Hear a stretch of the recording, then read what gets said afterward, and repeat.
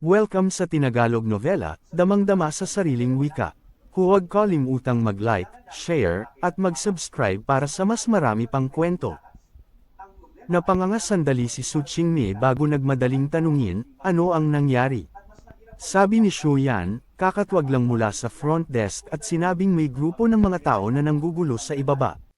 Sabi nila nagkaroon ng side effects pagkatapos gamitin ang facial mask natin. Paano ito posible? Nagbago ang ekspresyon ni Su Qingmei, ang facial mask namin ay gawa mula sa purong halamang gamot ng China.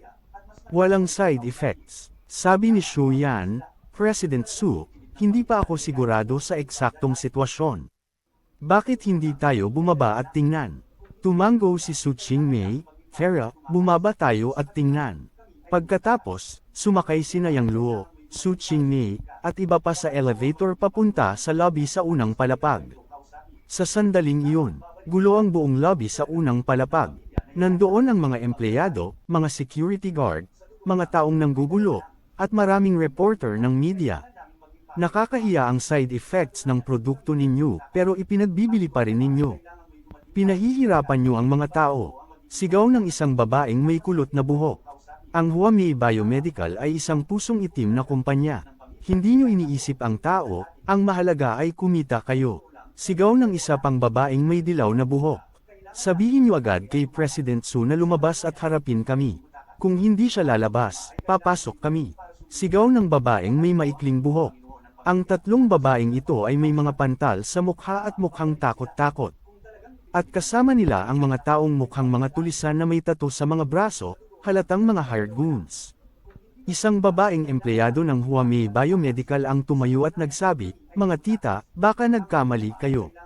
Ang facial mask na ginawa namin ay purong halamang gamot ng China. Na-test na ito ng paulit-ulit at walang side effects." Tumayo ang babaeng may kulot na buhok. Inilagay ang kamay sa balakang at sinabi, "Nakakatuwa ang sinasabi mo, bata. May allergic reaction na ang mukha ko. Paano ito peke?" Nakangiti si empleyado at sabi, "Mga tita, baka allergic kayo sa ibang produkto." Tanjina, galit na sigaw ng kulot na babae, "Gamit ko lang ang facial mask nyo kahapon. Wala akong gamit na ibang produkto. Pero pagkagabi lang, nagkaroon na ako ng allergic reaction. Dahil ito sa produkto ninyo. Ako rin." Sang-ayon ng dilaw at maikling buhok na babae.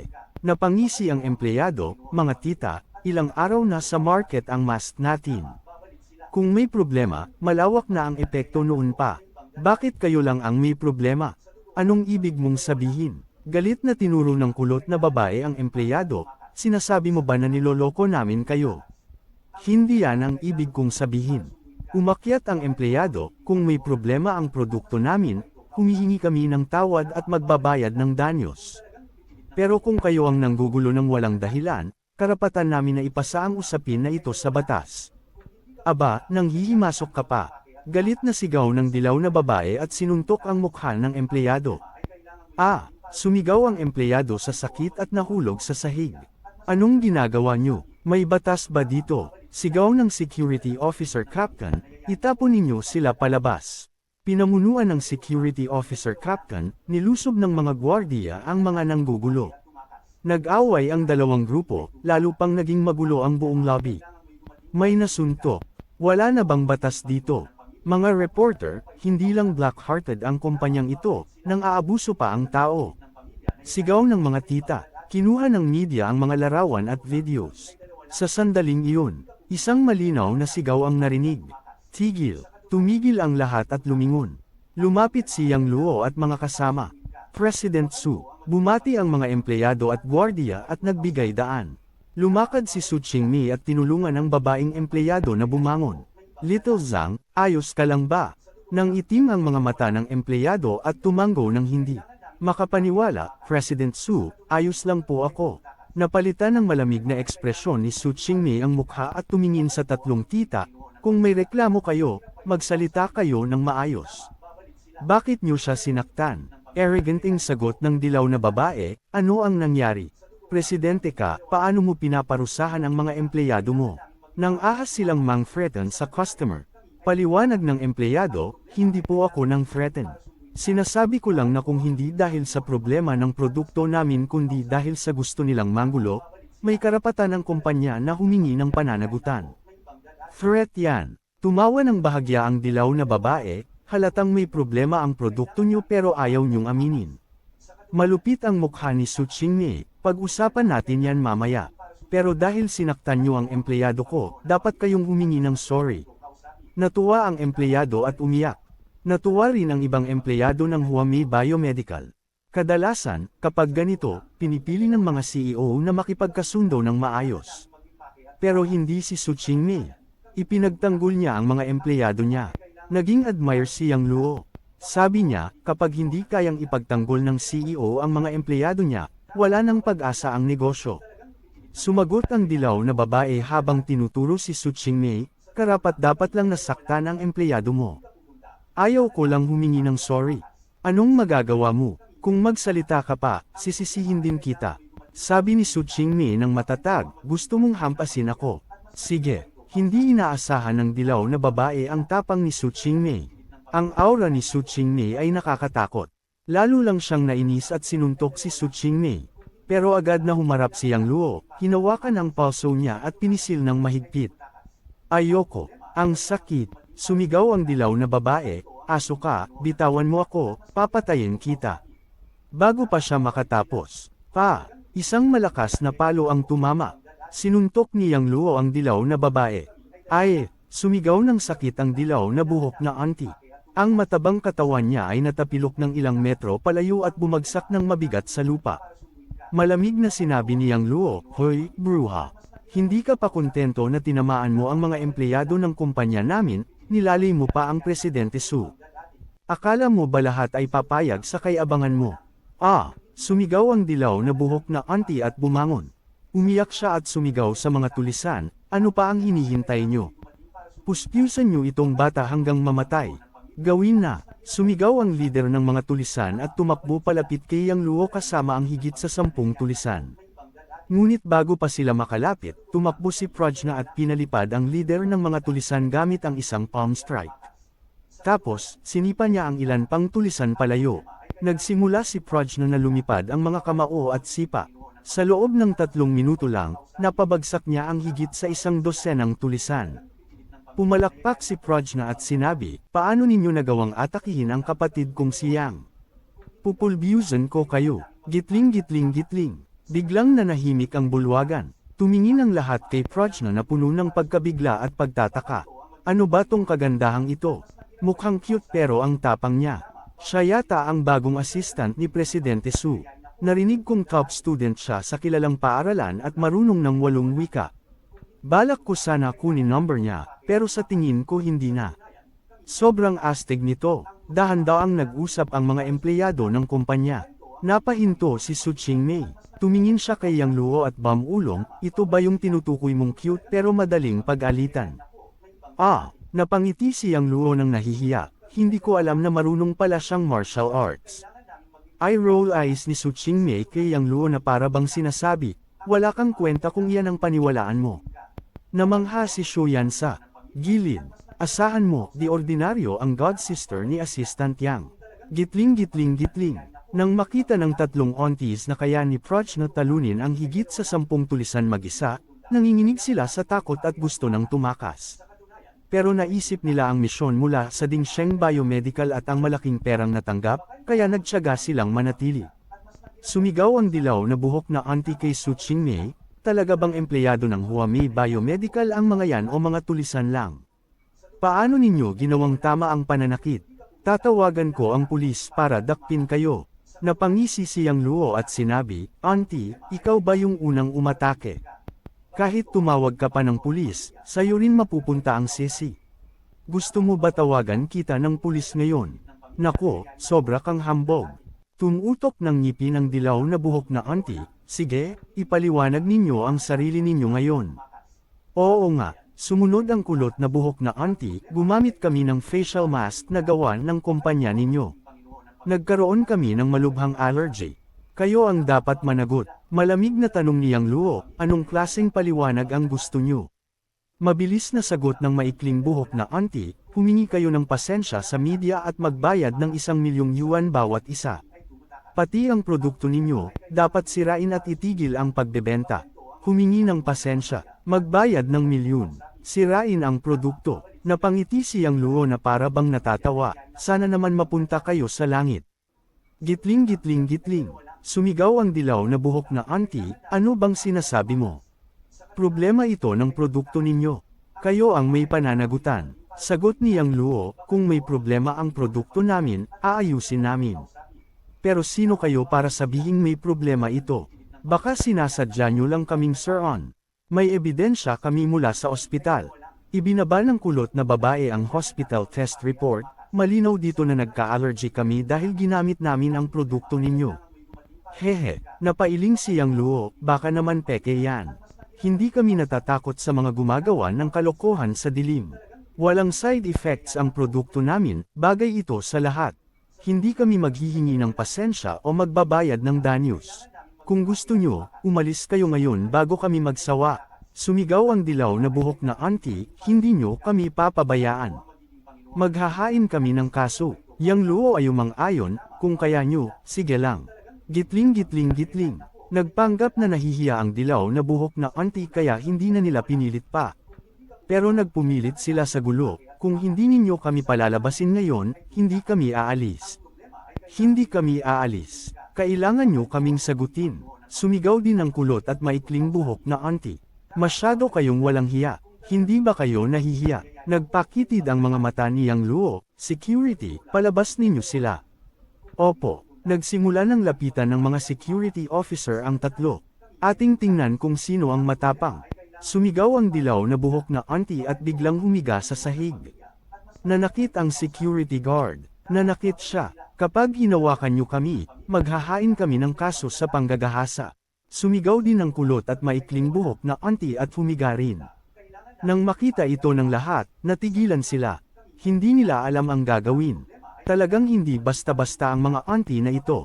Sila pala ay marunong magpanggap. Napakahirap kay Su Qingmei harapin ang mga tao na ito. Nakakalito siyang Luo. Ano ang gagawin natin ngayon? Napakunot-noo si Su Qingmei at nagtanong. Ipinakita ni Praj na ang kamao, gusto mo bang sir-on ko sila? Huwag, wag mo silang saktan para di ka malagay sa alanganin. Yumuko siyang Luo, huwag kayong mag-alala. Ako ang bahala dito. Lumapit siyang Luo sa tatlong auntie. Tumingin siya at malamig na sinabi, hindi ba kayo aalis? Proud na sagot ng dilaw na buhok na auntie, hindi kami aalis. Anong gusto mong gawin? Tumanggo siyang Luo, sige, since gusto nyong humiga, tutuperin ko ang hiling nyo. Kinuha niya ang tatlong silver needles at pinaputok sa hangin. Biglang, swish, swish, swish. Tatlong silver needles ang dumaan at tumagos sa acupuncture point sa baywang ng tatlong auntie. Sumigaw ang dilaw na buhok na auntie, anak, anong ginawa mo sa amin? Ngumiti siyang Luo, hindi mo ba gusto humiga? Tinutulungan ko lang kayo, hindi na kayo makakatayo kahit gusto nyo. Sabi ng dilaw ang buhok na tita nang hindi makapaniwala, anong kalokohan to? Akala nyo ba hindi kami kakayaning tumayo kung tusukin nyo kami ng pangit na karayom? Tatayo ako at ipapakita ko sa inyo ngayon. Habang nagsasalita, umupo ang dilaw ang buhok na tita at inihanda na ang sarili para tumayo. Pero sa sumunod na sandali, lumitaw ang takot sa kanyang mukha. Ano ba to? Bakit nawalan ako ng pakiramdam sa mga binti ko? Bakit hindi ako makatatayo? Lubos na naguluhan ng dilaw ang buhok na tita. Sinubukan niyang tumayo, pero ayaw tumugon ang mga binti niya. Sinubukan din ng kulot ang buhok na tita at maikling buhok na tita na tumayo, pero ilang beses silang nabigo.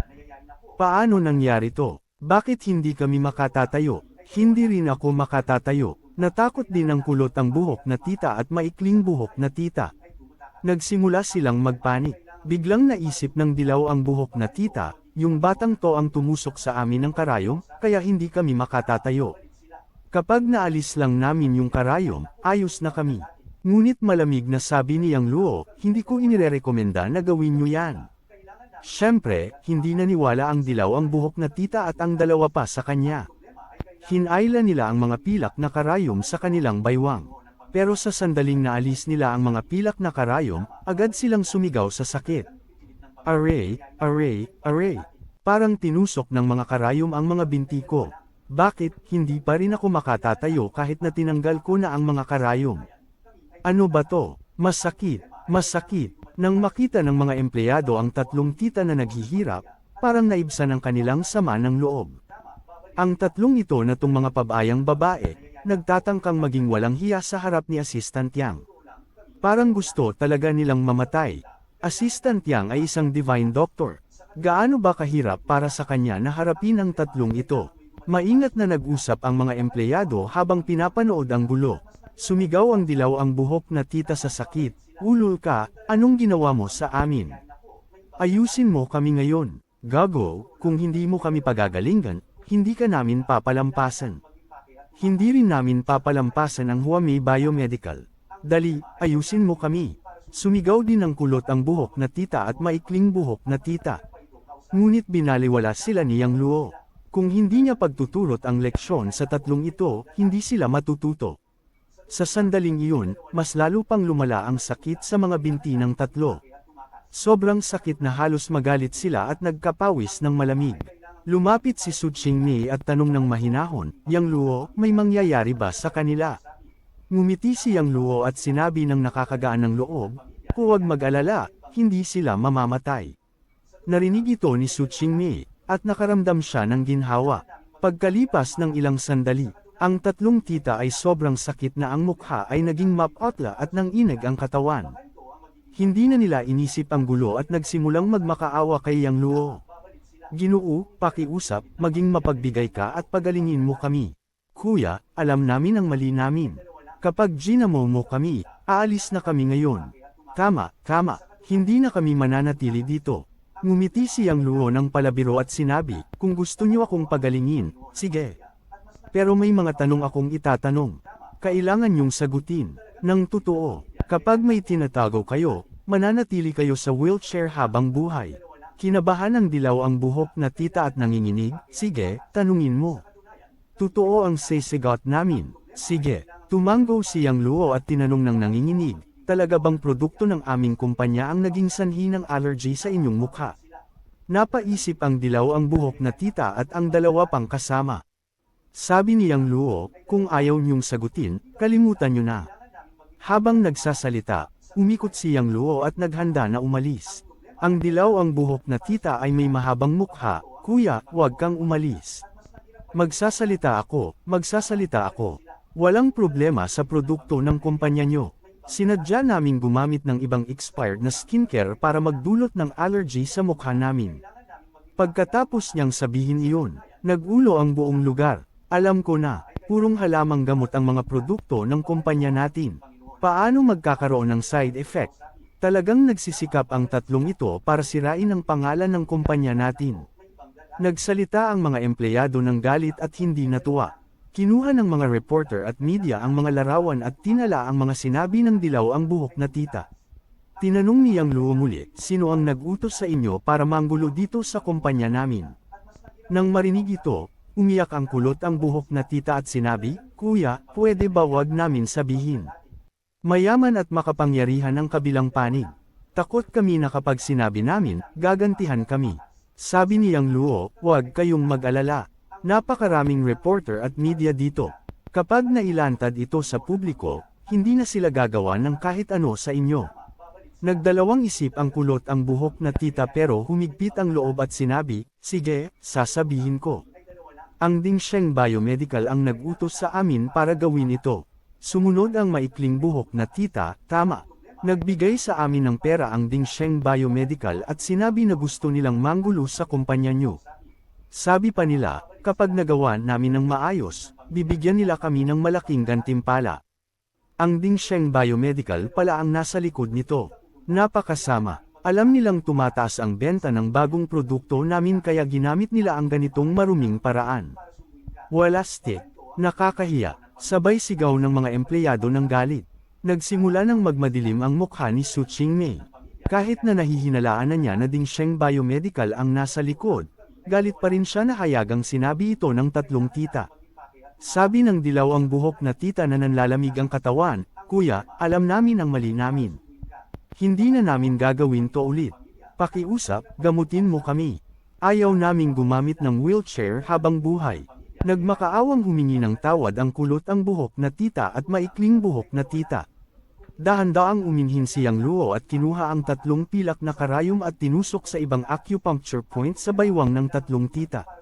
Pagkalipas ng ilang minuto, inalis niya ang mga karayom at sinabi, "Sige, subukan niyong tumayo."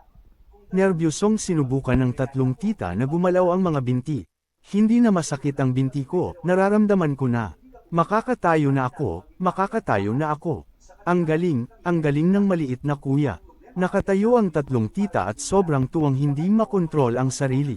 Tumingin si Yang Luo sa 3 iyon at malamig na sabi, "Papalampasan ko ang nangyari ngayon, pero kapag nagloko kayo ulit sa hinaharap, hindi ko kayo palalampasan." "Sige, hindi na namin uulitin."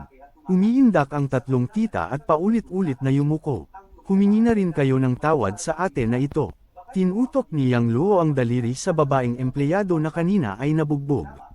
"Sorry, pasensya na po, kasalanan namin. Hindi namin dapat sinaktan at nagdulot ng gulo sa inyo." Nagmadaling humingi ng tawad ang 3 tita sa babaeng empleyado. Namumugto ang mga mata ng babaeng empleyado habang tinitingnan si Yang Luo ng may pasasalamat. Winala ni Yang Luo ang kamay at malamig na sumigaw, "Larga na kayo." "Opo, opo, opo." Pakiramdam ng 3 tita na napatawad sila kaya dali-dali silang umalis sa kumpanya. Ganon din ang mga gulo-gulo, dali-dali rin silang tumayo at umalis. Muling tumingin si Yang Luo sa mga mamamahayag at media at sinabi, "Mga kaibigang reporter at media, iulat nyo lang ng tapat ang nangyari ngayong araw. Hindi kailangang magtago ng kahit ano. Huwag kang mag-alala, kuya. Siguradong iulat namin ito ng tapat." Napakahalimaw ng malisyosong kompetisyon ng Dingsheng Biomedical. "Kailangan naming iulat ito bilang masamang halimbawa." Isa-isang nagsalita ang mga mamamahayag at media. Napahanga rin sila sa mga ginawa ni Yang Luo. Ngumiti si Yang Luo at nagsabi, "Salamat sa inyong lahat. Assistant Yang, masyado ka namang magalang." Ngumiti rin ang mga mamamahayag at media bago umalis sa kumpanya. Pagkaalis nila, nagsiuwian na rin ang mga empleyado. Tumingin si Su Qingmei kina Yang Luo at Prajna at handa na sanang magsalita. Ngunit biglang sumabat si Prajna, "Ate Su, hindi ko na kaya. Kailangan ko ng magbanyo." Habang nagsasalita, tumakbo na siya na parang nilagyan ng grasa ang talampakan. "President Su, kailangan ko ring magbanyo." Napakamot si Yang Luo at magbabalak na ring umalis. "Sandali lang, hindi ka aalis." Pinatigil siya ni Su Qingmei. Ngumiting pilit si Yang Luo at nagtanong, "President Su, ano po iyon?"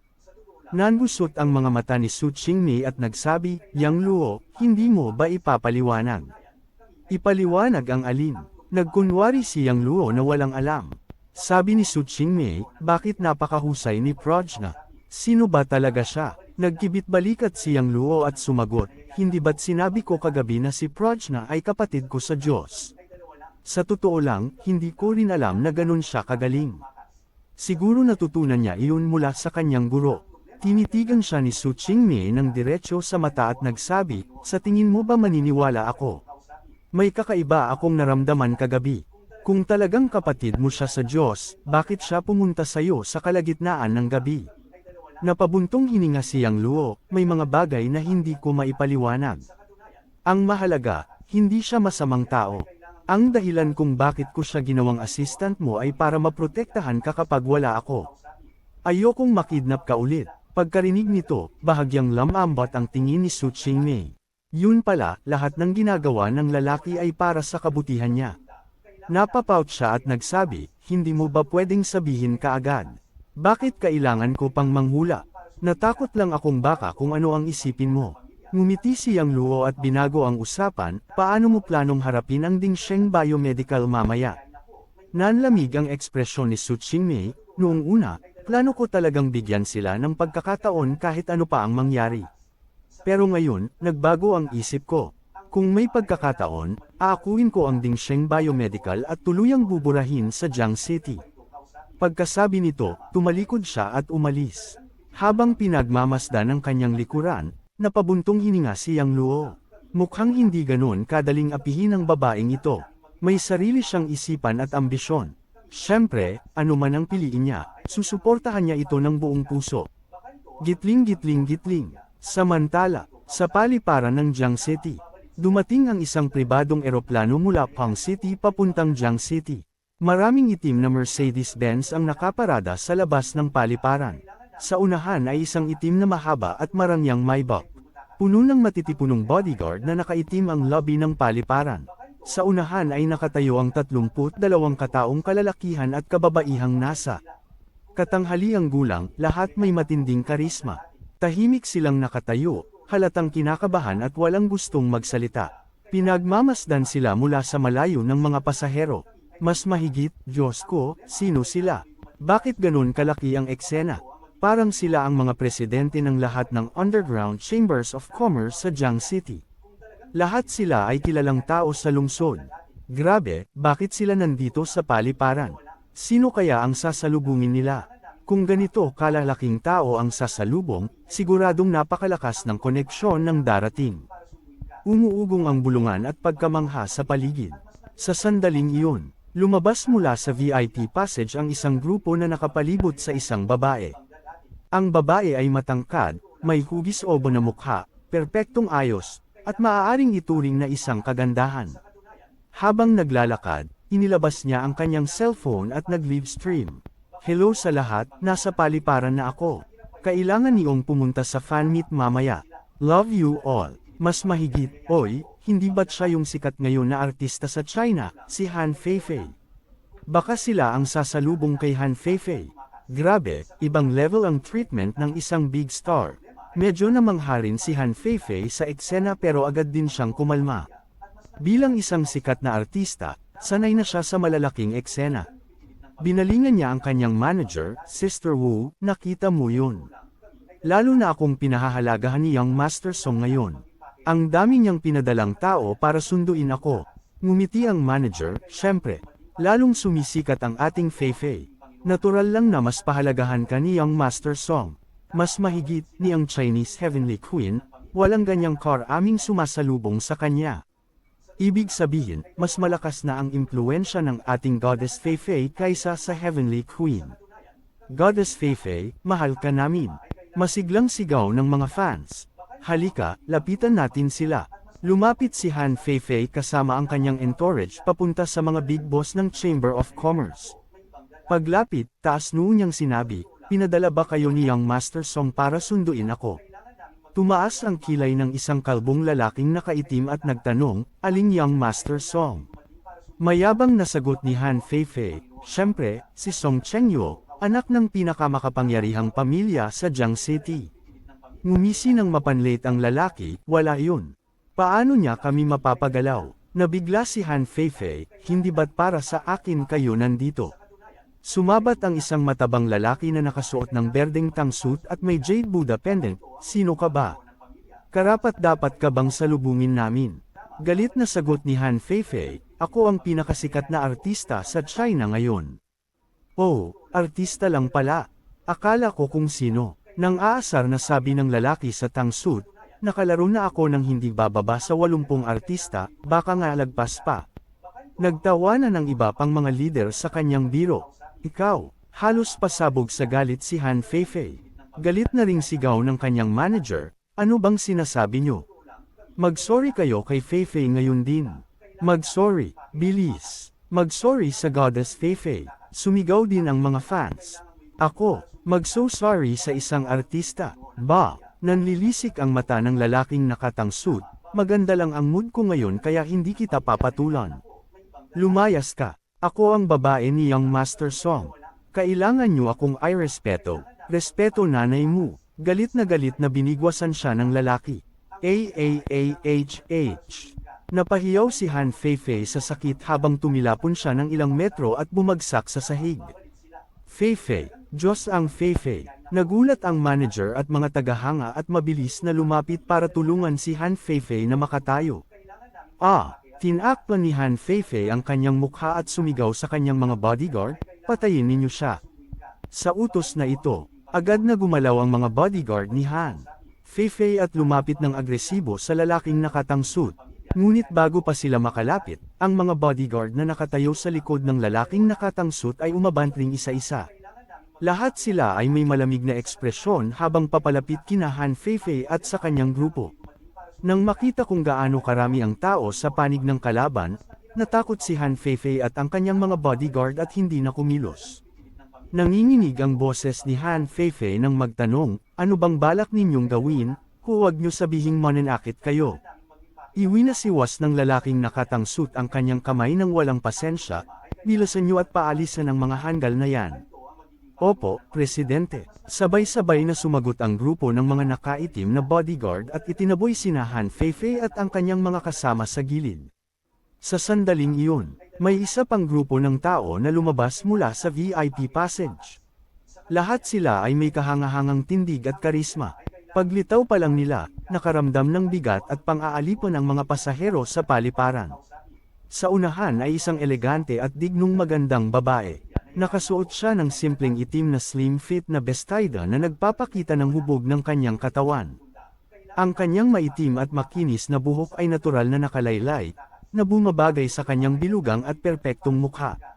Ang kanyang kilay ay banayad ang kurba, ang mga mata ay parang malinaw na lawa, mahaba at makapal ang pilak mata, at mapula ang labi. Wala ni isang bahagi ng kanyang mukha ang hindi kaakit-akit. Kanina, si Han Feifei ang sentro ng atensyon sa paliparan, ngunit ngayon, ang babaeng ito na ang sentro. Oh my God, sino ang babaeng yan? Sobrang ganda at ang ganda rin ng katawan. Artista rin ba siya? Bukod sa kasalukuyang top heavenly queen sa China, wala nang ibang babaeng artista na kayang makipantay dito. Ang mahalaga pa, ang kanyang karisma ay lampas sa kahit sinong artista. Ito ang tunay na diyosa. Sunod-sunod na bulalas ng mga tao sa paliparan, talagang nabighani sila sa babaeng ito. Lalo na ang mga lalaki, hindi na nila magawang lumapit at makipag-usap. Pati si Han Feifei ay natigilan. Alam niyang maganda rin siya, ngunit kumpara sa babaeng ito, mukha lang siyang pantabing. Humph, ano naman kung maganda siya? Wala siyang fans na humahabol sa kanya. Hindi siya kasing sikat ko. Mariing bulong ni Han Feifei, puno ng inggit at selos. Nang lumabas ang babae mula sa VIP passage, mabilis na sumalubong ang 32 lider. Pagbati, Haring Zenon, sabay-sabay na lumuhod sa isang tuhod ang 32 presidente mula sa iba't ibang Chamber of Commerce at sumigaw ng may lubos na paggalang. Pagbati, Haring Zenon, lumuhod din sa isang tuhod ang daan-daang nakaitim na bodyguard sa hall ng paliparan. Sa isang iglap, natulala ang lahat ng pasahero sa paliparan. Walang nakapagsalita. Oh my God, para sa babaeng ito pala ang lahat ng mga bigatin dito. Sino ba siya para ganito siya igalang ng napakaraming tao? Siguradong isa siyang pinakamataas na personalidad sa China. Nang inagpati si Han Feifei, alam niyang hindi na siya pwedeng magkumpara. At tama siya, ang babaeng ito ay si Dongfang Raoshui, kilala bilang Haring Zenon ng China. Nakunat ang noo ni Dongfang Raoshui, Jiang Tianlong, hindi ba sinabi ko na dapat maging low profile lang ako pagdating ko sa Jiang City? Bakit kailangan niyo pang gawing engrandi ito? Nanginginig sa takot si Jiang Tianlong. Haring Zenon, matagal nang naghihintay ang lahat sa inyo. Ngayong narito kayo, hindi pwedeng walang pagtanggap. Sumang-ayon si Xu Yaocheng, tama po. Marami pang gustong sumalubong, pero pinigilan ko na. Umiling si Dongfang Raoshui at bumantong hininga. Sige, tumayo na kayo. Saka palang tumayo ang lahat ng presidente at bodyguard. Huwag niyong abalahin ang normal na operasyon ng paliparan. Umalis na tayo. Maiksi at malamig ang utos niya bago maglakad palabas. Mabilis na sumunod ang lahat. Pagdating sa labas, magalang na lumapit ang lalaking nakatangsuit. Haring Zenon, gusto po kayong anyayahan ni na Gobernador Luo ng Jiangnan Province, Deputy Governor Jiang, Minister Su ng Jiang City, at mga pinuno ng malalaking pamilya para sa isang selusalo. Hindi ko sila makikita. Umiling si Dongfang Raoshui, pumunta ako sa Jiang City para makipagkita sa isang tao. Pagkasabi nito, sumakay siya sa mahabang Maybach. Tinanong ng lalaking nakatangsuit si Jiang Tianlong, Master Long, sino ang pupuntahan ni Haring Zenon dito? Hindi ba't hindi niya pinansin sina Gobernador Luo para lang makipagkita sa taong iyon? Sino siya? Nagkatinginan ang lahat, puno ng pagtataka. Sabi ni Jiang Tianlong, alam nyo naman na kamakailan, isang batang tinatawag na Yang Luo ang nagpahirap sa 4 na Chamber of Commerce, kaya napilitan kaming anyayahan si Haring Zenon. Noong una, ayaw niyang pumunta. Pero nang mabanggit namin ang batang iyon, bigla niyang sinabi na gusto niyang pumunta para makita siya. Kilalang kilala ba niya ang batang iyon? Tanong ng isa, hindi sapat na dahilan yun para bumisita siya ng personal, tugon ng isa pa. Wala nang hulaan. Malalaman din natin kapag nagkita sila, pagtatapos ni Jiang Tianlong. Sumakay na sila sa sasakyan at umalis ang convoy. Samantala, Heavenly Path Martial Arts School. Abala sina Hong Yunji at Hong Zekai sa pagtuturo sa kanilang mga disipulo. Ngunit biglang may sigaw mula sa labas. President, may dumating po. Sino? Tanong ni Hong Yunji. Hindi ko po alam pero ilang sasakyan ang dumating. Pagkasabi nito, may narinig silang paos na boses mula sa labas. Alliance Master Hong, matagal tayong hindi nagkita. Kumusta ka? Napatingin sila at nakita ang isang grupo ng tao na papasok ng diretsyo.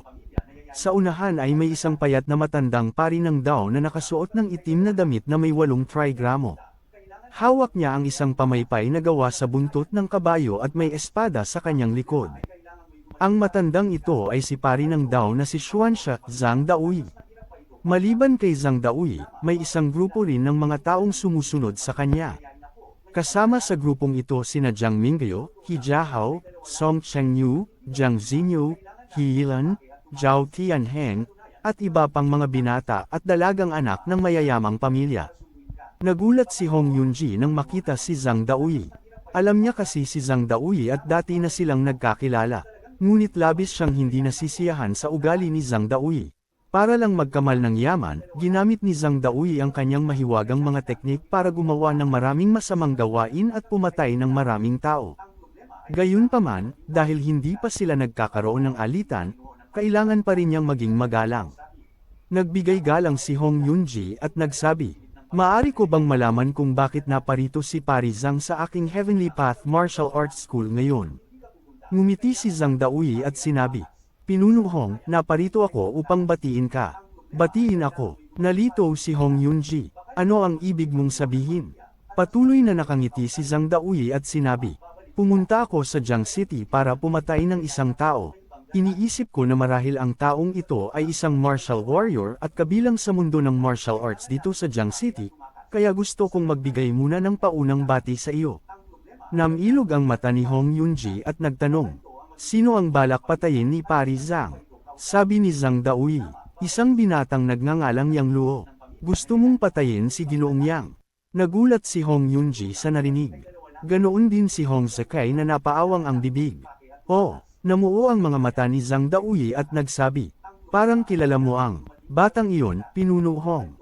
"Siyempre kilala ko siya." Tumango si Hong Yunji at sinabi, "Kaibigan ko si Ginoong Yang." Nabigla sina Jiang Mingyo at ang iba pa, at nagdilim ang kanilang mga mukha. Hindi nila inasahan na kilala pala ni Yang Luo ang pinuno ng Martial Alliance ng Jiang City. Sandali pa lang siyang nasa Jiang City pero napakarami na niyang koneksyon sa mga makapangyarihang tao, isang bagay na labis nilang ikinainis. Ngumiti si Zhang Daoyi at nagsabi, "Kung ganoon, kung kaibigan siya ng Pinuno Hong, mukhang hindi basta-basta ang batang iyon."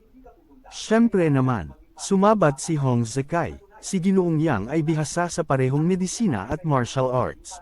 Siya'y tapat, prangka, at may mataas na moral. Ikinararangal naming maging kaibigan siya." Nawala ang ngiti ni Zhang Daoyi at seryosong tumingin kay Hong Yunji. "Pinuno Hong, kaaway ko ang batang iyon. Kung gusto ko siyang patayin ngayon, hahadlangan mo ba ako?" Matatag na sagot ni Hong Yunji. "Pari Zhang, kaibigan ko si Ginoong Yang. Kung gusto mo siyang patayin, natural na hindi ko papayagan." Pagkatapos ay nagbabala pa siya, "Mas mabuting huwag mong gawing kaaway si Ginoong Yang, baka ikaw pa ang mapahamak." "Mapahamak ako." Natawa si Zhang Daoyi. "Ako ay ika-6 na po sa Earth ranking ng China, bihasa sa martial arts at mahika. Ngayon ay nasa intermediate stage na ako ng Grandmaster Realm at mas malaki na ang aking progreso sa mahika. Iniisip mo pa rin bang mapapahamak ako sa pagpatay sa batang iyon?" Nagkatinginan sina Hong Yunji at Hong Zekai na may kakaibang ekspresyon. Alam nila ang tunay na lakas ni Yang Luo, kahit isang huling yugto ng Grandmaster Realm ay natalo na nito.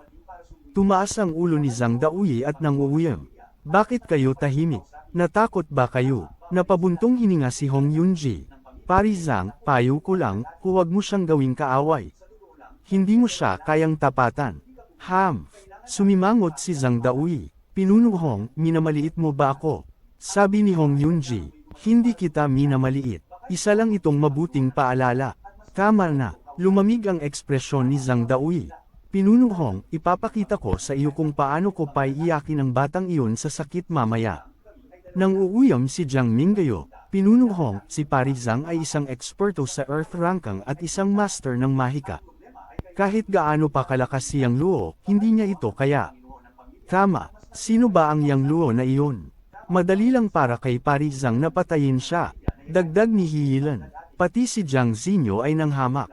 Ang isang eksperto sa Earth Rankang ay hindi kayang labanan ng ordinaryong tao. Tumingin ng may pagmamalaki si Zhang Daoyi kay Hong Yunji. Pinuno Hong, tawagan mo agad si Yang Luo at sabihin sa kanya na pumarito para mamatay. Tawagan mo rin ang mga pinuno ng iba't ibang dojo sa Jiang City para makita nilang patayin ko ang batang iyon. Malamig ang mukha ni Hong Yunji. At kung hindi ako pumayag? Hindi ka pumayag. Nangutya si Zhang Daoyi. Wala kang magagawa. Malaki na ang pagpapahalaga ko sa iyo sa pagbibigay ng abiso. Huwag mong sayangin ang kabutihang loob ko. Nakangiting tumingin sina Jiang Minggayo sa kanila. Karaniwan ay hindi nila kayang galitin si Hong Yunji, pero ngayong may suporta sila mula kay Zhang Daoyi, lumakas ang kanilang loob. Mariing sabi ni Hong Yunji. Pari Zhang, kung gusto mong patayin si Ginoong Yang, kailangan muna akong lampasan. Ikaw lang. Pinagmasdan ni Zhang Daoyi si Hong Yunji at nanguuyam ng ngumiti. Pinuno Hong, sa tingin mo ba kaya mo ako dahil lang nasa Grandmaster Realm ka na? Dahil sa respeto ko sa pinuno ng Martial Alliance ng China, hindi na kita papatulan. Ngayon, tawagan mo si Yang Luo at ang mga pinuno ng 18 martial arts school, at papuntahin mo sila rito. Gusto mo lang umatake. Saan mo? Ilalagay ang ama ko at ang Martial Alliance ng Jiang City. Sigaw ni Hong Zekai sabay sugod kay Zhang Daoyi. Little Kai, bumalik ka. Mabilis na sigaw ni Hong Yunji, pero huli na. Nakita ni Zhang Daoyi ang pagsugod at malamig na ngumiti. Bata, hindi ka pa nga Grandmaster Realm tapos susugod ka sa akin. Hinanap mo talaga ang kamatayan. Itinaas niya ang kaliwang kamay at tinampal si Hong Zekai. Mahina itong tingnan pero napakalakas, at kumulabog ang hangin. Nagbago ang ekspresyon ni Hong Zekai at gusto sanang umiwas pero huli na. Nagigkas na lang siya ng kamao para salubungin. Thud! Nagbanggaan ang kamao at palad na may malakas na tunog. Lumaganap ang nakakatakot na puwersa, dahilan para umatras ang lahat. Inakala ni Hong Zekai na kaya niyang bawasan ang lakas ng palo, pero nabali ang buong braso niya sa isang iglap. Sumigaw siya sa sakit at tumilapon. Ngunit walang balak si Zhang Daoyi na magpigil. Isang hakbang siyang lumapit at hinampas ng pamaypay mula sa buntot ng kabayo si Hong Zekai. Zhang Daoyi, paano ka nang ahas? Sigaw ni Hong Yunji. Gayunpaman, walang balak si Zhang Daoyi na tumigil. Bigla niyang inihampas ang hawak na pamalo na may buntot ng kabayo. Tumama ng malakas sa mukha ni Hong Zekai ang buntot ng kabayo, naglabas ng malinaw na tunog. Muling napasigaw si Hong Zekai sa sakit at tumilapon na parang sako ng buhangin. Agad na lumapit si Hong Yunji upang saluhin si Hong Zekai. Nang makita ang nabali nitong kanang braso at wasak na mukha, agad siyang napuno ng galit. Masamang nakatitig siya kay Zhang Daoyi at galit na nagsabi, Zhang Daoyi, sobra ka na. Pinalibutan na rin siya ng mga disipulo ng Heavenly Path Martial Arts School at masamang nakatingin sa kanya. May walang takot na ekspresyon si Zhang Daoyi. Iwinasiwas niya ang buntot ng kabayo at may pagmamataas na nagsabi, Hong Yunji, binigyan na kita ng sapat na respeto kanina. Kung kailangan disiplinahin ang anak mo, ako na ang gagawa nun para sa'yo.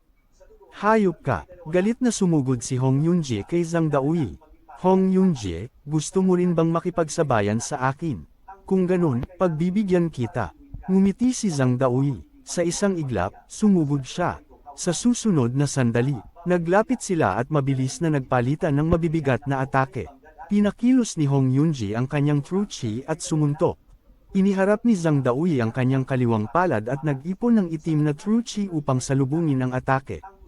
Bang! Nang magsalpukan ng kamao at palad, parang kulog na sumabog sa lupa.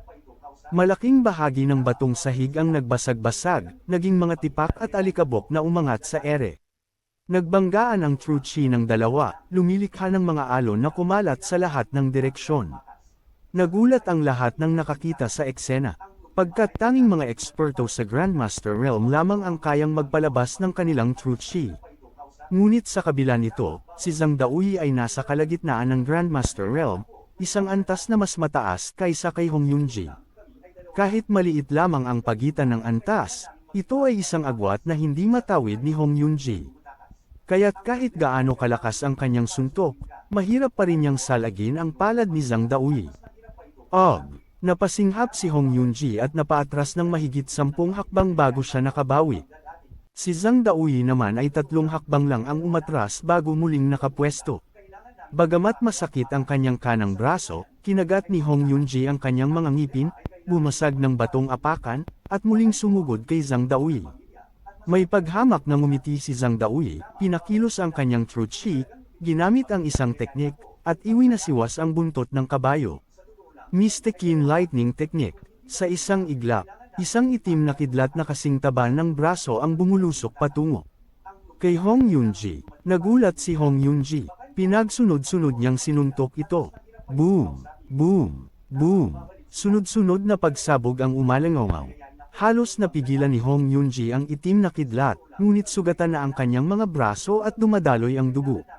Makapangyarihan si Daoist Zhang. Diyos talaga si Daoist Zhang. Walang kapantay ang mga teknik at kapangyarihan ni Daoist Zhang. Tuwang-tuwa sina Jiang Mingyo at ang iba pa.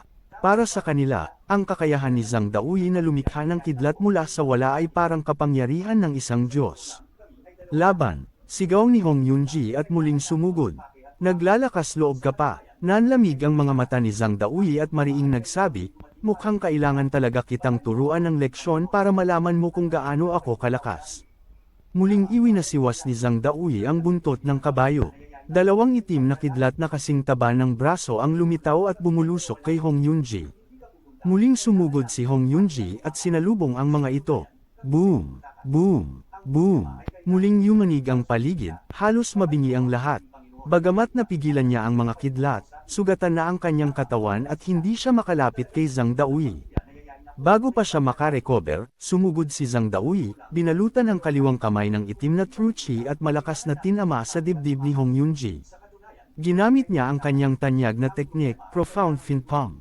Bang! Arg! Napahiyaw si Hong Yunji at tumilapon. Ama, pinuno ng alyansa. Agad na lumapit si Hong Zekai at ang mga disipulo upang saluhin si Hong Yunji.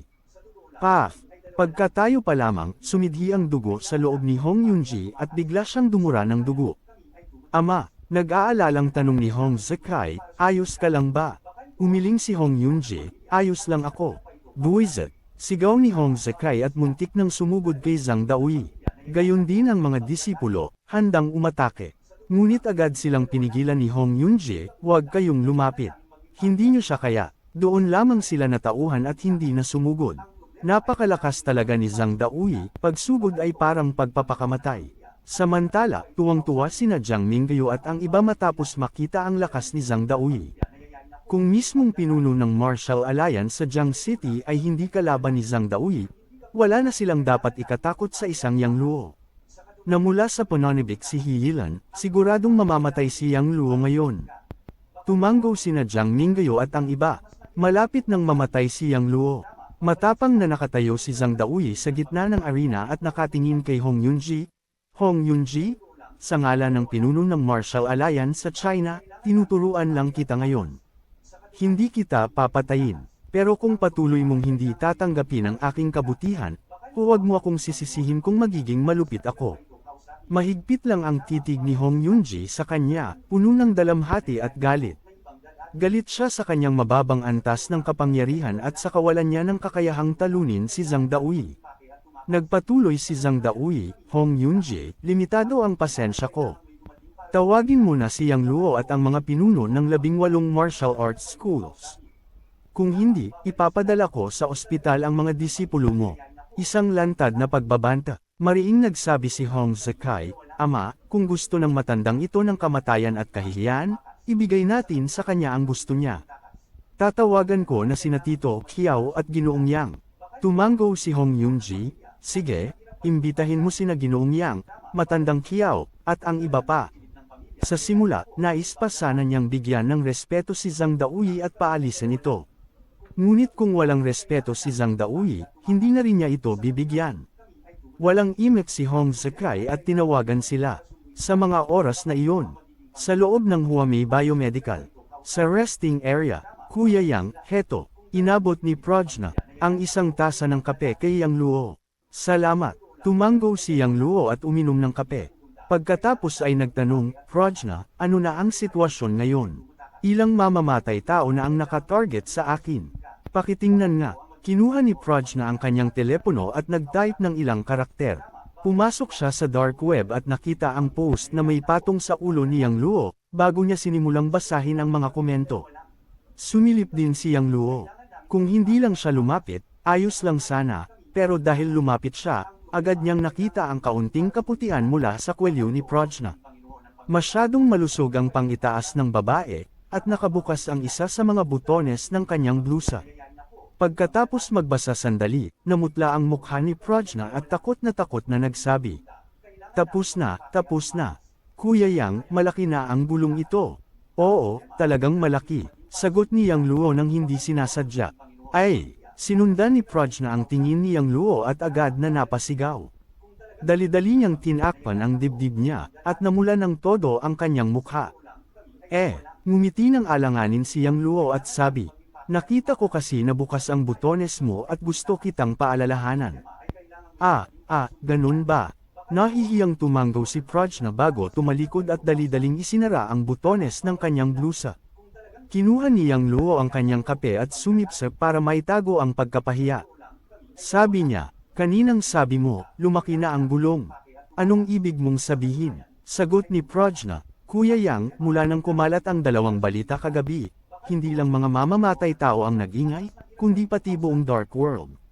Ngayon, bukod sa mga assassin, pati mga mersenaryo, bounty hunter, at may mga kakaibang kapangyarihan, nakatutok na rin sa'yo. Buti na lang, karamihan ay interesado lang at ayaw pumunta sa China para patayin ka.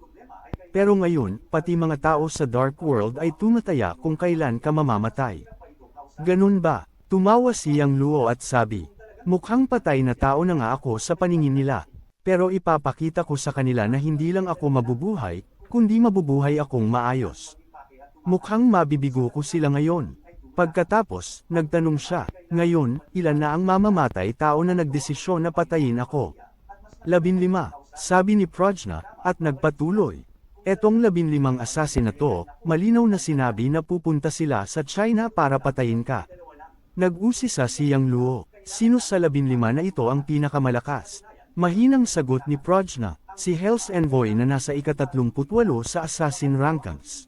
Hell's Envoy. Napatitig si Yang Luo at nagtanong, ano ang pinagmulan at lakas ng taong ito? Paliwanag ni Prajna, si Hell's Envoy ay isang top assassin mula sa bansa naming Sakura. Katulad ko, pinagsasabay niya ang martial arts at ninjutsu. Pumasok ako sa mundo ng assassination dahil iniidolo ko siya. Napakalakas niya. Kahit medyo huli siyang nagsimula, marami na siyang malalaking tao mula sa iba't ibang bansa na napatay. At halos 70% ang tagumpay sa bawat misyon niya. Tumango si Yang Luo at ngumisi. Akala ko magugulo ko ang top 10 nanograms assassin list. Hindi ko inasahan na ika-38 lang ang pumansin sa akin. Mukhang minamaliit pa rin ako ng mga mamamatay tao. Binalaan siya ni Prajna. Kuya Yang, mas mabuti na huwag mong maliitin ang kalaban. Maghanda ka. Kapag hindi mo kaya, tumakas ka na lang. Kumaway si Yang Luo. Huwag kang mag-alala, sisiguraduhin kung hindi sila makakabalik. At tungkol sa pagtakas, wala akong balak gawin iyon. Natahimik si Prajna. Hindi niya talaga alam kung saan nanggagaling ang kumpiyansa ni Yang Luo. Bagamat alam niyang malakas ito, ramdam pa rin niya na baka hindi nito kaya si Hell's Envoy. Sa oras na iyon, tumunog ang telepono ni Yang Luo. Tinignan niya, at nakita na si Hong Zekai ang tumatawag, kaya sinagot niya. Mr. Hong, bakit mo ako tinatawagan? Mr. Yang, may na-offend ka ba kamakailan? Tanong ni Hong Zekai. Sinong na-offend? Nagtaka si Yang Luo. Marami na akong na-offend. Sino sa kanila ang tinutukoy mo? Sagot ni Hong Zekai. Si Taoist priest Xuanxia, Zhang Daoyi. Zhang Daoyi. Mas lalong naguluhan si Yang Luo. Sino siya? Hindi ko siya kilala. Hindi mo siya kilala. Tanong ni Hong Zekai. Bakit sinasabi niyang may atraso siya sa iyo at gusto kanyang patayin? Paano ko malalaman? Marami ring tanong si Yang Luo. Paliwanag ni Hong Zekai. Mr. Yang, nandito ngayon si Zhang Daoyi sa Heavenly Path Martial Arts School at naghahaman na patayin ka. Ako at ang tatay ko, hindi pumayag. Nakipagsukatan kami sa kanya, pero pareho kaming nasugatan. Kung may oras ka, pumunta ka na rito. Sige, pupunta ako ngayon. Agad na sumang-ayon si Yang Luo. Pagkababa ng tawag, sinabi niya kay Prajna. Prajna, may aasikasuhin lang ako. Kung may kailangan si Qingmei, sabihin mo sa kanya. Sige, Kuya Yang. Tumango si Prajna. Agad na umalis si Yang Luo, sumakay ng taxi, at nagtungo sa Heavenly Path Martial Arts School. Gitling gitling gitling. Heavenly Path Martial Arts School. Sa gitna ng martial arts field. Pagkababa ng tawag ni Hong Zekai, ngumisi si Zhang Daoyi at nagtanong, darating ba ang mga master ng 18 martial arts school sa Jiang City? Sagot ni Hong Zekai, paparating na ang 18 master. Tumango si Zhang Daoyi at nagtanong, at yung batang si Yang Luo, may lakas ng loob bang pumunta? Sagot ni Hong Zekai, papunta na rin si Mr. Yang dito. Oh, nagulat si Zhang Daoyi. Hindi ko akalaing may tapang pa siyang humarap sa akin matapos marinig ang pangalan ko. Nakakatuwa, seryosong sabi ni Hong Zekai. Ano bang ikatatakot niya? Sinasabi ko sa'yo, hindi mo siya kayang talunin. Kapag kumilos si Mr. Yang, siguradong malala ang kalalabasan mo. Hahaha, malakas na tawa ni Zhang Daoyi. Halatang hindi mo alam kung gaano ako kalakas. Sa totoo lang, hindi ko pa nga ginagamit ang buong lakas ko laban sa tatay mo kanina. Wala akong pakialam, sagot ni Hong Zekai. Kung gusto mong mamatay, hindi ka namin pipigilan. Samobra ka na, sigaw ni Zhang Daoyi. Kapag dumating ang batang iyon, siguradong madali ko siyang mapapatay. Tuloy-tuloy ang pangungutya ni na Jiang Minggayo at iba pa. Sa tingin nila, nagbibiro lang si Hong Zekai. Hindi na nagsalita pa si Hong Zekai at tahimik na naghintay. Makalipas ang 20 minuto, may narinig na mga tinig mula sa labas. Alliance Master Hong, anong nangyari? Bakit bigla mo kaming pinatawag? Baka mga tao ng Country Sakura ang nagbabalak maghaiganti. Pumasok mula sa labas ang grupo ni na Qiao Jinsong at iba pang master at disipulo ng 18 martial arts schools. Pagpasok nila, agad nilang nakita si Zhang Daoyi sa gitna ng martial arts field at napakunot ang noo.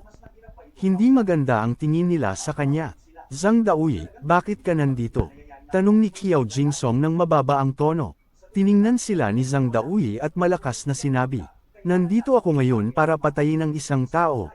Nagulat sandali sina Qiao Jinsong at ang iba pa bago lumapit kay Hong Yunji. Nang makita nila ang sugatang si Hong Yunji at Hong Zekai, labis silang nabigla. Mas mahigit, punong alyansa Hong, Little Kai, anong nangyari?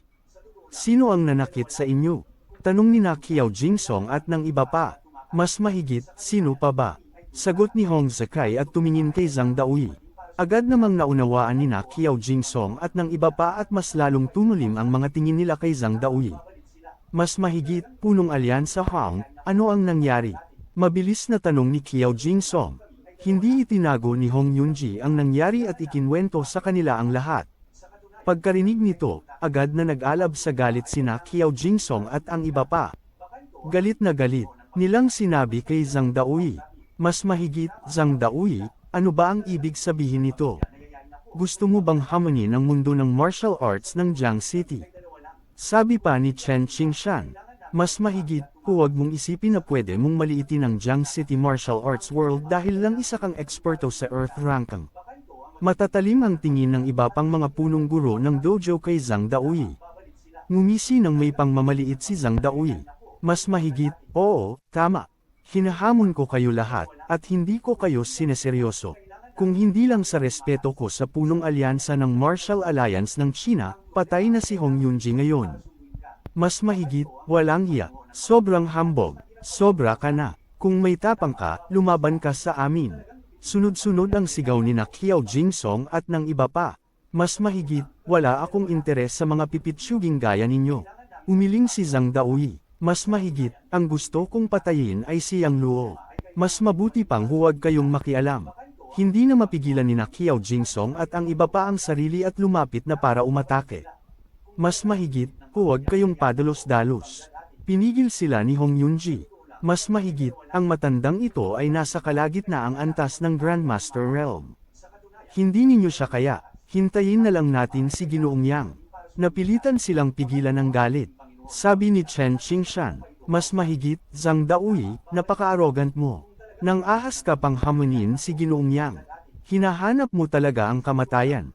Tinitigan nila si Zhang Daoyi na may awa, dahil alam nilang lahat na kahit kalagitnaang antas ng Grandmaster Realm ay walang panama kay Yang Luo.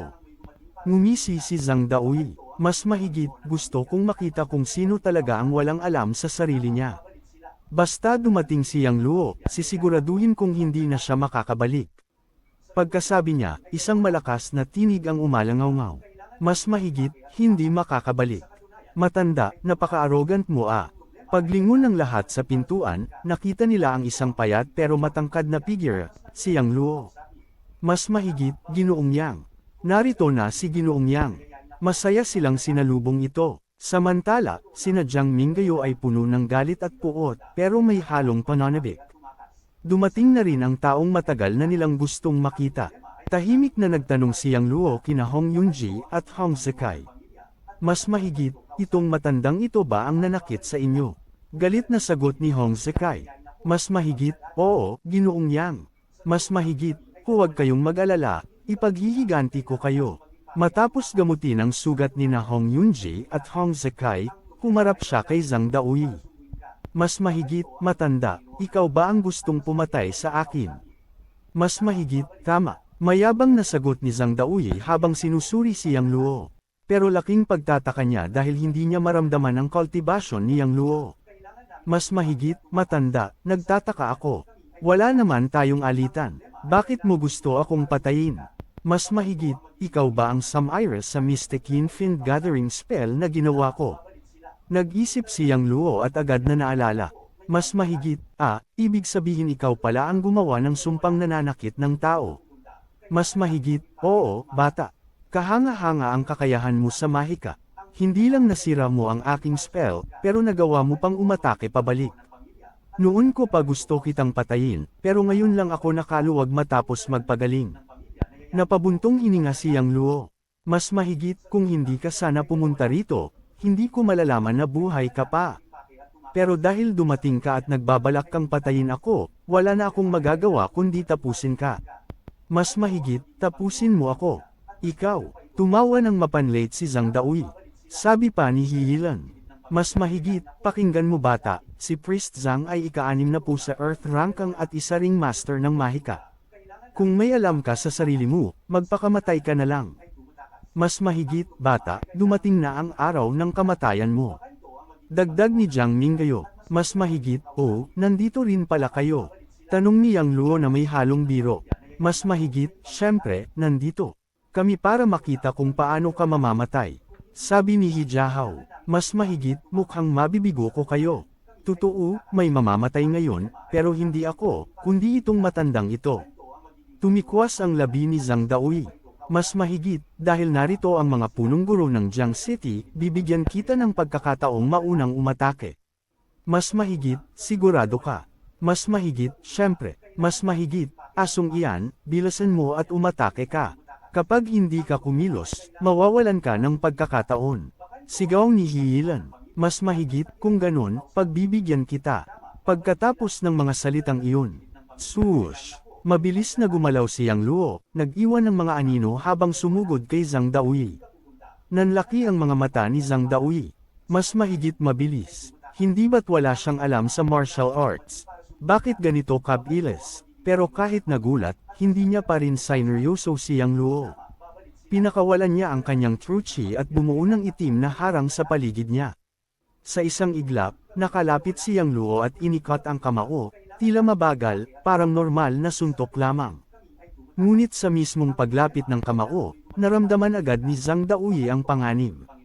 Bang! Tumama ang kamao ni Yang Luo at durog kaagad ang harang ng True Chi na parang papel lamang. Mas mahigit, mulat sa pagkabigla si Zhang Daoyi, pero bago pa siya makagalaw, tumama na ang kamao ni Yang Luo sa kanyang dibdib. Mas mahigit, lumipad siya na parang basahan, bumaon ang dibdib, at nabali ang ilang tadyang. Si Zhang Daoyi ay tumilapon ng higit 10 metro bago siya nakabangon at na-stabilize ang katawan. Hawak ang dibdib, tumingala siya kay Yang Luo, puno ng pagkabigla ang mga mata. Isang suntok lang. Sa isang suntok lang ng binatang nasa harap niya, tumilapon siya at nabali pa ang ilang tadyang.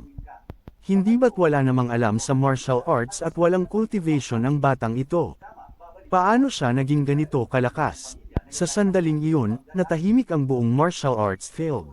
Pati sina Hong Yunji at iba pa na minsang nakakita na sa pag-atake ni Yang Luo ay napanganga rin sa gulat. Mas mahigit, bakit parang mas malakas si Ginoong Yang kaysa dati? Ani Chen Rongrong na nanginginig ang boses. Lunok ni Qiao Yungjia at sabing, mas mahigit, totoo, mas malakas nga siya kaysa dati. Ang aura na pinakawalan niya kanina ay higit doble sa lakas niya noon. Humanga si Hong Yunji at napabuntong hininga. Mas mahigit, sa tingin ko, tumaas na naman ang cultivation level ni Ginoong Yang. Hindi ko lang alam kung anong realm na siya ngayon.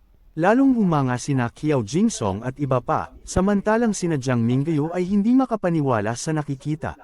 Si Zhang Daoyi na napakalakas, tinilapon lang ng isang suntok ng batang ito. Posible ba yun? Mas mahigit, Daoist Zhang, anong nangyari? Tanong ni Hiyilan na gulat na gulat. Iwi na siwas lang ni Zhang Daoyi ang kamay. Mas mahigit, naging pabaya lang ako kanina. Pagkarinig nito, napabuntong hininga ng ginhawa sina Hiyilan. Aksidente lang pala, kaya't may paliwanag. Hindi naman kasi pwedeng talunin agad ang isang immortal ng isang bata, di ba? Mas mahigit, totoo bang aksidente lang? Ngisi ni Yang Luo habang kumakaway ng daliri. Ituloy natin. Mas mahigit, sige, hindi ako natatakot sa'yo. Sigaw ni Zhang Daoyi at iwi na siwas ang hawak na horsetail whisk. Mystic Yin Lightning Technique. Boom! Boom! Boom! Sa isang iglap, 3 itim na kidlat ang sumugod patungo kay Yang Luo. Mas mahigit, ito ba ang spell mo? Parang mahina naman. Umiling lang si Yang Luo at pumalo ng isang beses. Rumble, gumuhit ang kulog sa martial arts arena. Hindi pa man nakakalapit ang 3 kidlat, napalipad na niya palayo gamit ang kamay. Mas mahigit, nagbago ang ekspresyon ni Zhang Daoyi, puno ng takot. Bare hands lang at nablock niya ang Yin Lightning. Kahit middle stage grandmaster, hindi yun kayang salagin. Mas mahigit, bakit ayaw mong ituloy? Hanggang dyan ka lang. Pang-aasar ni Yang Luo. Mas mahigit, bata ka, huwag kang magmayabang. Sigaw ni Zhang Daoyi, sabay ipon ng mas maraming True Chi at isa pang pagwasiwas ng whisk. Rumble, ngayon, 9 na itim na kidlat, kasing laki ng hita ng tao, ang Ramagasa. Parang 9 na kidlat python na dinudurog ang sahig habang papalapit. Mas mahigit, Ginoong Yang, mag-ingat. Sigaw ni Hong Yunji mula sa malayo. Mas mahigit, patayin mo. Patayin mo siya. Sigaw naman ni Hiyilan at Jiang Xinyo, puno ng tuwa. Sa gitna ng arena, hindi umiwas si Yang Luo. Parang kalmado lang, na parabang natulala sa takot. Pero nang lumapit ang 9 na kidlat python, tumingala siya at malakas na sinabi.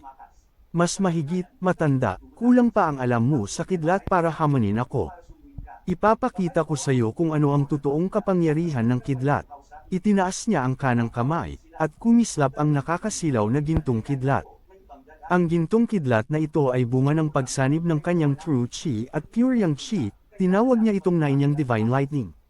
Sa kasalukuyan, kaya na niyang kontrolin ang True Fire at Yang Lightning. At kapag tumaas pa ang cultivation niya, mas marami pa siyang elementong makokontrol. Mas mahigit, basagin. Isang gintong kidlat, kasing laki ng bewang ng tao, parang gintong dragon na mahaba ng higit 10 metro, ang tumama sa 9 na itim na kidlat. Bang! Nagsalpukan ang gintong kidlat dragon at ang 9 na itim na kidlat python. Umihip ang malakas na hangin, liparan ang bato, kumalat ang alikabok, at kumidlat ang paligid. Napapikit at napasakip sa tenga ang mga nanunood dahil sa ingay. Nang hamupa ang lahat, bumungad ang malaking hukay sa gitna ng arena. Sugatan at punit-punit ang damit ni Zhang Daoyi, samantalang si Yang Luo ay walang gasgas. Mas mahigit, anong nangyayari? Bakit talo na naman si Zhang Daoyi? Bulong ng lahat, sina Hong Yunji ay nanginginig sa gulat. Ang pagkontrol ng kidlat ay hindi basta kakayahan ng ordinaryong mandirigma. Mas mahigit, matanda, gamitin mo na lahat ng lakas mo, kung hindi, wala ka ng pagkakataon. Ani Yang Luo, kalmado lang. Mas mahigit, tumahimik ka. Sigaw ni Zhang Daoyi, galit na galit. Dinala niya pa si Jiang Mingyo at iba pa dito para magpakitang gilas, pero napapahiya lang siya sa harap ng lahat. Ngayong alam na niyang malakas hindi lang sa martial arts kundi pati sa spell technique si Yang Luo, napagpasyahan niyang gamitin na ang buong lakas.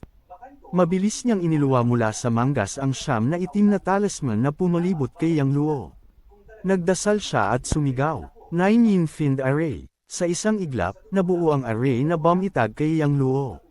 Sumirit ang itim na balasak sa langit, at nagsidating ang mga Yin spirits na pawang masama ang aura. Muli, siyam na mas makakapal na kidlat ang sabay-sabay na umatake mula sa siyam na direksyon. Hati ang bawat kidlat sa dalawa, at muli sa tatlo, hanggang maging 36 na kidlat python na sabay-sabay sumugod kay Yang Luo. Napamulagat ang lahat sa nakitang eksena. Please subscribe Tinagalog Novela Libre.